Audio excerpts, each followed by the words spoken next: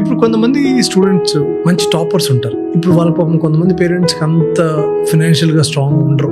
Any student వాళ్ళ పేరెంట్కి నా కొడుకు ఏదైనా మంచి కంట్రీకి వెళ్ళి చదివించాలని ఉంటే ఏదైనా సోర్స్ ఉందా?